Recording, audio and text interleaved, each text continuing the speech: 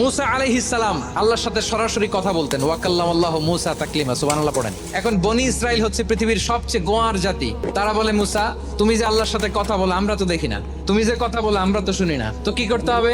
বনি ইসরাইল বলে, আমাদের মধ্য থেকে 70 জন নিয়ে যাইতে হবে তোর পাহাড়ে। ওরা আয়েশা যদি কয় হ্যাঁ আমরা শুনছি, তাহলে বিশ্বাস করব। কত বড় ডাকাত দেখছেন বনি ইসরাইল। এদের চেয়ে গোয়ার জাতি নাই। এত গোয়ার তুমি করেছো মুসা আলাইহিস সালামের সাথে। তুমি যে আল্লাহর সাথে কথা বলো আমরা তো দেখি, কি করব? 70 জন আমাদের বন্ধু বান্ধব যে যদি দেখে, তারা বললে ওকে আস, 70 জন আস।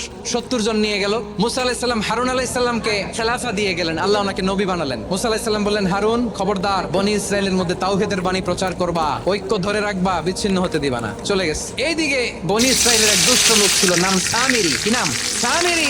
সে সবাইরে বললো তোমাদের স্বর্ণগুলো ফালাও। স্বর্ণগুলো ফেললো, বনি ইসরাইলের স্বর্ণগুলোকে গলিয়ে সে একটা গরুর বাচ্চা বানালো, গোবৎস। দেখেন গরুর পূজা কিভাবে শুরু হয় পৃথিবীতে প্রথম। সে স্বর্ণ গলি গরুর বাচ্চা করে, জিবরাইল আলাইহিস সালাম যে জমিনে এসেছিলেন, ওই ফেরেশতার পায়ের নিচের একটু মাটি সে বুদ্ধি করে প্যাকেটে রেখে দিছিল। সে গরুর বাচ্চা বানায় স্বর্ণ দিয়ে গলিয়ে ওই মাটি এটার মধ্যে ঢুকাই দিচ্ছে বেলকে দেওয়ার জন্য। স্বর্ণ দিয়ে বানানো গোবৎস গরুর বাচ্চার গায়ে যখন সেই মাটি ছুঁড়ে দেওয়া হলো, এখন বাছুরের ভেতর থেকে ভ্যাঁ ভ্যাঁ আওয়াজ আসতেছে। কি আসতেছে? সবাই তো অবাক। সামিরি বলে, আরে তোমরা যে 70 জন দিয়ে মুসা আলাইহিস সালামরে পাঠাইছো ওইদিকে, এ তো ঘুরতেছে, আল্লাহরে খুঁজে পায় না, আল্লাহ তো এটার ভিতর ঢুকছে, সেজদা দাও।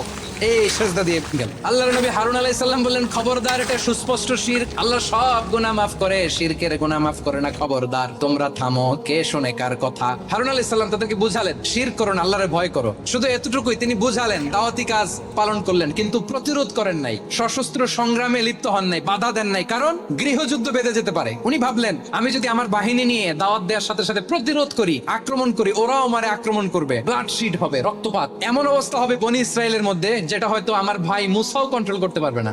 এক একজন নবী